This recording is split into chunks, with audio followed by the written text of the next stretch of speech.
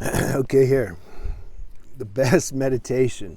What do you do? What do you do if it's not in you got situations, right? You got certain maybe physical elements or just your prakriti, maybe your dosha is just too much vata, too much air. You just don't have that. You can't fit the stereotypical definition of what meditation is, where you sit for long hours. You got to go deep.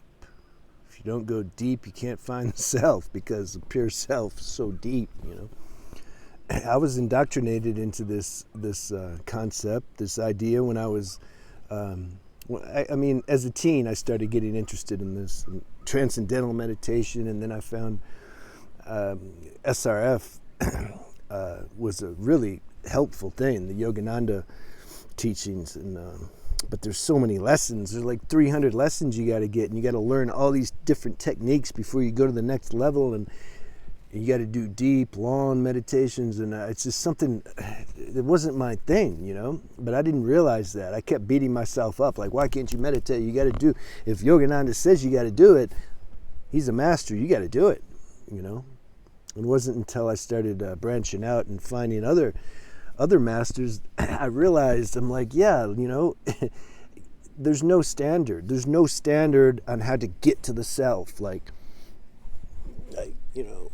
here's the directions. You just go this way and turn left, and then you'll find the self, and everybody can find it in that way. It doesn't work like that.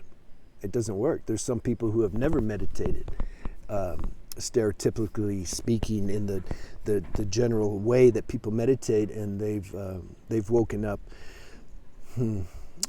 So the purpose of meditation obviously is to quiet the mind.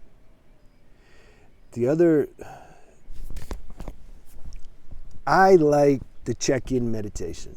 I like to just check in as many moments of the day that I can remember.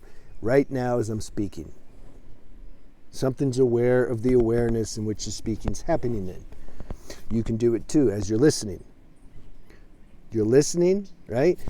It's like the human construct is listening, but the listening is happening inside of your pure consciousness that doesn't have a form, that doesn't know how to listen and doesn't talk. It's just space, but it's totally alive. So this talking and listening and everything is happening inside of that. This is my meditation. This is what I do. Because it doesn't cause stress. You see, for me, if I force myself to sit and do that, that has to happen organically. Sometimes I do that too. But it has to happen organically. I can't do it with this goal in mind, like I have to do this to get here, to get to the self, to wake up. I got to clock so many hours. Like if you're being a massage therapist, you need 20,000 hours or something to get the advanced massage therapy degree. So as long as you get those hours, or if you're in college, as long as you get those credits, then you can get this paper. See, this doesn't work like that. It's not, awakening doesn't work like that. It's not if you say a certain mantra 1,000,000 times, then boom, you're going to be awake. Or if you get a certain amount of hours in meditation, It's something about like dissolution. The human self becomes less identified with the consciousness that gives vibrance to this human self. If we didn't see, you can't curse. How are you going to curse the human self? It's consciousness. The essence of it's consciousness. If it wasn't, the consciousness wasn't there, the self wouldn't exist. Or if it withdrew from the human self would just blow apart and explode. So, but the thing is we start to. The localized consciousness, it becomes self-aware. It like drank from this well of forgetfulness, and it assumed this form, and then it forgot who it was. This is the whole game of evolution. So then the consciousness starts to evolve. It starts to realize and wake up. It's like, wait a minute, I'm consciousness. I don't have a form. I'm driving this form a little bit, but like that's not me. That starts to get realized more and more and more. And as I said before, there's no end to it. So as we realize that more and more, that's my definition of meditation, is the consciousness kind of just contemplating its own self. It's using the faculties of attention that we have to, it uses that attention to put on its own self somehow, instead of putting the attention outward. Like that whole thing everything starts to become more internalized. That quiets the mind. The mind gets activated when we're out here, because there's so many things happening.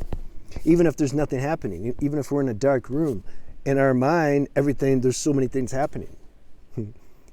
Out here is just a reflection of the mind. It's not so much out here is the stimulation problem, it's the mind. The mind it creates all this rambunctiousness, either on a gross or subtle level. How? Because the attention goes into the thoughts. The consciousness allows the attention to go into the thoughts. The mind says, "Well, I wonder what's going to," it can be negative or positive. "Oh, this person's after me. What am I going to do? I wonder if I'm going to see him today. I'm going to walk home today, and man, what if I see this person? What if we got to fight? What if I got to go to jail? What if?" You see? So it's like I'm making this story, and I'm in it. I'm like playing it, even though it didn't manifest yet. It doesn't have to manifest. I'm playing in my own world, which is just what this gross planet is also. It's just a more gross manifestation of our own mental world. So that's an example of a negative thing. A positive thing would be like, I like this girl. I wonder if I'll see her today when I'm walking home. If I do, will she give me attention? Will she talk to me? Will we maybe set up a date or something? I never dated. I don't know how to do that. If you connect with somebody, you connect, and then you find yourself together. What's this dating thing? Anyway, maybe she'll reject me. Maybe she won't talk to me. Oh no. You see? The mind's a trip. You can start to get elated thinking about something, and then the dualistic side will come into play. Start thinking negative, and you go back down oh. Anyway, that's the rat race in the mind that causes disturbance, that then it eclipses this inner serenity that's always present. And that's what people want to experience, I assume, is this inner serenity. So the more I check in, so when that rat race is going on, if I'm thinking about something, you catch it. You just catch it, that's all. You don't beat yourself up. You don't I don't know. The mind will create another story about that. Oh, look, you messed up. You're not spiritual. You're never going to get this. It's just chill. Oh, I caught it. Okay, I caught it. I'm just, okay, who am I? I feel this presence. Yeah, this is what I am. Oh, but I'm still thinking about this. Oh, yeah, who cares? What does it matter? Let the mind think about it. It's not my business. It's like my mind, not my mind. Whatever. I'm not caring what your mind's saying. Why am I caring what so-called my mind's saying? Well, why take ownership that this is my mind? See, this is part of the dissolution process when we start to look at these things. When we don't identify with them via clear seeing, knowledge, that's what Advaita is. It's the path of knowledge. When we see these things, some epiphany happens, some shift. Grace is there with us. And she gives us some good insights. And then if we take care of those insights and appreciate it, don't just dismiss it, oh cool, I appreciate that. I'm gonna honor that and stay with with these downloads I have about this knowledge that I have, this dormant knowledge. Now it's more activated in me. I can use this to not be a slave to my mind and thoughts. And you use it, and you make that the most important thing. That's more important than the job or career or the relationship or anything, even more important than your kids. Because if you don't have this,